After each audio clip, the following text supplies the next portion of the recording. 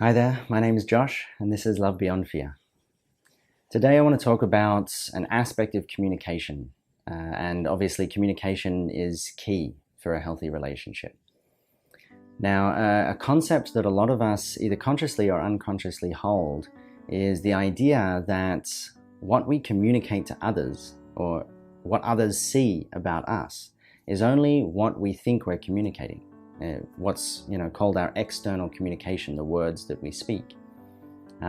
We've also got a whole other world of communication that's going on inside of us, our internal communication. And this is the things that we think, the things that we feel.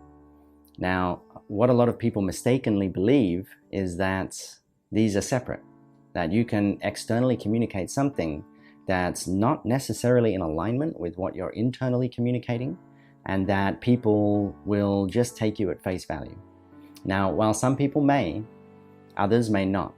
And all people will pick up on something that's not quite right, something that just doesn't feel like it quite fits.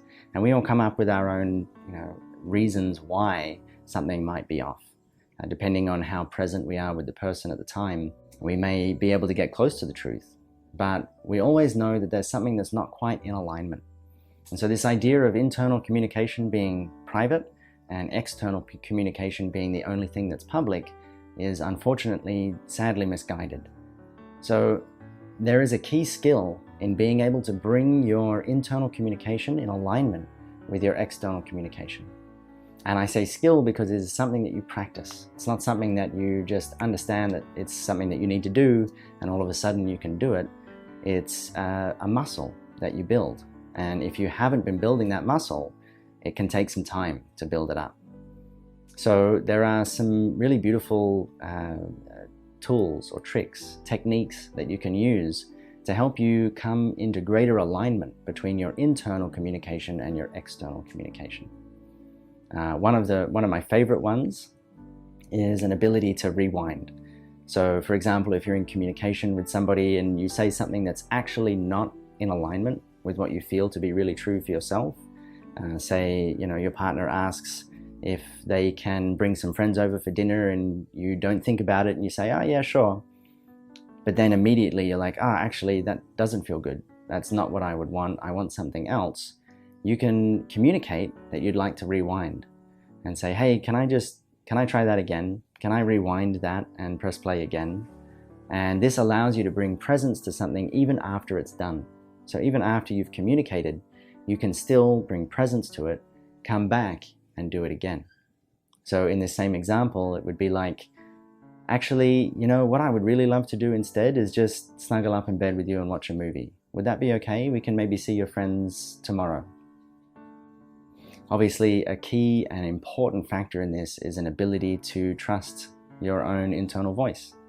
And that is also a muscle. Being able to actually listen to and trust your own internal voice is something that you get better and better at the more you practice. Now, often when our internal communication and external communication don't match, it's usually because we have some kind of fear.